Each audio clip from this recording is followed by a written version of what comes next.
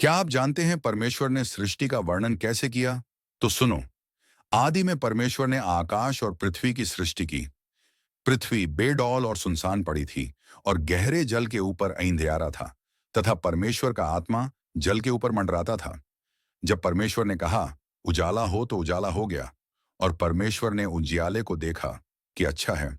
और परमेश्वर ने उजियाले को अंधेरे से अलग किया।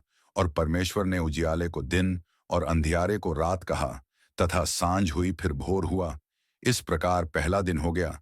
फिर परमेश्वर ने कहा उजाले के बीच एक ऐसा अंतर हो कि जल दो भाग हो जाए।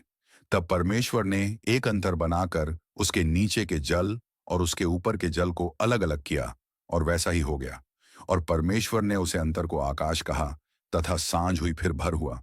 इस प्रकार दूसरा दिन हो गया। फिर परमेश्वर ने कहा आकाश के नीचे का जल एक स्थान में इकट्ठा हो जाए और सूखी भूमि दिखाई दे। और वैसा ही हो गया। परमेश्वर ने सूखी भूमि को पृथ्वी कहा तथा जो जल इकट्ठा हुआ उसको उसने समुद्र कहा। और परमेश्वर ने देखा कि अच्छा है। फिर परमेश्वर ने कहा पृथ्वी से हरी घास तथा बीज वाले छोटे छोटे पेड़ और फलदायी वृक्ष भी, जिनके बीज उन्हें में एक एक की जाति के अनुसार है, पृथ्वी पर उगे। और वैसा ही हो गया। इस प्रकार पृथ्वी से हरी घास और छोटे छोटे पेड़, जिनमें अपनी अपनी जाति के अनुसार बीज होता है, और फलदायी विभाग से जिनके बीज एक एक जाति के अनुसार उन्हें में होते हैं, उगे। और परमेश्वर ने देखा कि अच्छा है। तथा सांझ हुई फिर भर हुआ। इस प्रकार तीसरा दिन हो गया। फिर परमेश्वर ने कहा दिन को रात से अलग करने के लिए आकाश के अंतर में ज्योतियां हो। और वे चिन्ह और नियत समयों और दिनों और वर्षों के कारण हो। और वह ज्योतियां आकाश के अंतर में पृथ्वी पर प्रकाश देने वाली भी ठहरे। और वैसा ही हो गया। तब परमेश्वर ने दो बड़ी ज्योतियां बनाई। उनमें से बड़ी ज्योति को दिन पर प्रभुता करने के लिए और छोटी ज्योति को रात पर प्रभुता करने के लिए बनाया। और तारागढ़ को भी बनाया। परमेश्वर ने उसको आकाश के अंतर में इसलिए रखा कि वे पृथ्वी पर प्रकाश दें तथा दिन और रात पर प्रभुता करें और उजाले को अंधियारे से अलग करें। और परमेश्वर ने देखा कि अच्छा है। तथा सांझ हुई फिर भर हुआ। इस प्रकार चौथा दिन हो गया। फिर परमेश्वर ने कहा जलजीवित प्राणियों से बहुत ही भर जाए, जैसे कि मछलियां होती हैं, मगरमच्छ भी होते हैं, कछुआ भी होते हैं, और बहुत से अन्य जीव होते हैं। और पक्षी पृथ्वी के ऊपर आकाश के अंतर में उड़े, जैसे चिड़िया कौवा बाज कबूतर और भी बहुत से अन्य पक्षी बनाए। इसलिए परमेश्वर ने जाति जाति के बड़े बड़े जल जंतुओं और उन सब जीवित प्राणियों की भी सृष्टि की जो चलते फिरते हैं, जिसे जल बहुत ही भर गया। और एक एक जाति के उड़ने वाले पक्षियों की भी सृष्टि की। और परमेश्वर ने देखा कि अच्छा है। और परमेश्वर ने यह कहकर उनको आशीष दी फूलों फलों और समुद्र के जल में भर जाओ। और पक्षी पृथ्वी पर बड़े। तथा सांझ हुई फिर भोर हुआ। इस प्रकार पांचवा दिन हो गया। फिर परमेश्वर ने कहा पृथ्वी से एक एक जाति के जीवित प्राणी, अर्थात घरेलू पशु और रहने वाले जंतु और पृथ्वी के वन पशु जाति के अनुसार उत्पन्न हो। और वैसा ही हो गया। इस प्रकार परमेश्वर ने पृथ्वी के जाति जाति के वन पशुओं को और जाति जाति के घरेलू पशुओं को और जाति जाति के भूमि पर सब रेंगने वाले जंतुओं को बनाया। और परमेश्वर ने देखा कि अच्छा है। फिर परमेश्वर ने कहा हम मनुष्य को अपने स्वरूप के अनुसार अपनी समानता में बनाया।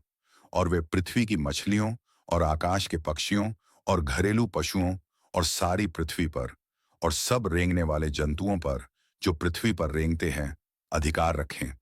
तब परमेश्वर ने मनुष्य को अपने स्वरूप के अनुसार उत्पन्न किया। अपने ही स्वरूप के अनुसार परमेश्वर ने उसको उत्पन्न किया।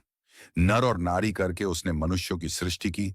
और परमेश्वर ने उनको आशीष दी और उनसे कहा फूलों फलों और पृथ्वी में भर जाओ और उनको अपने वश में कर लो। और समुद्र की मछलियों तथा आकाश के पक्षियों और पृथ्वी पर रेंगने वाले सब जंतुओं पर अधिकार रखो। फिर परमेश्वर ने उनसे कहा सुनो, जितने बीज वाले छोटे छोटे पेड़ सारी पृथ्वी के ऊपर हैं और जितने वर्षों में बीज वाले फल होते हैं, वह सब मैंने तुमको दिए हैं। यह तुम्हारे भोजन के लिए हैं। और जितने पृथ्वी के पशु और आकाश के पक्षी और पृथ्वी पर रेंगने वाले जंतु हैं, जिनमें जीवन का प्राण है, उन सब को खाने के लिए मैंने सब हर हर छोटे पेड़ दिए हैं। और वैसा ही हो गया। तब परमेश्वर ने जो कुछ बनाया था सबको देखा, तो क्या देखा कि वह बहुत ही अच्छा है। तथा सांझ हुई फिर भर हुआ। इस प्रकार छठवां दिन हो गया, जो आकाश और पृथ्वी और उनकी सारी सेना का बनाना समाप्त हो गया। और परमेश्वर ने अपना काम, जिसे वह करता था, 7वें दिन समाप्त किया। और उसने अपने किए हुए सारे काम से 7वें दिन विश्राम किया। और परमेश्वर ने 7वें दिन को आशीष दी और पवित्र ठहराया, क्योंकि उसमें उसने सृष्टि की रचना के अपने सारे काम से विश्राम लिया। इसलिए हम 7वें दिन विश्राम करते हैं और चर्च जाते हैं, परमेश्वर की स्तुति करते हैं, क्योंकि परमेश्वर ने 7वें दिन को पवित्र ठहराया है। आप सभी लोगों को जय मसीह की। इससे आगे हम कल देखेंगे। वचन को आप लोग ध्यान से सुने और वीडियो को लाइक करना और चैनल को सब्सक्राइब करना, ताकि आपके पास हमारी वीडियो आती रहे। आमीन। आप सब कमेंट में आमीन जरूर लिखें।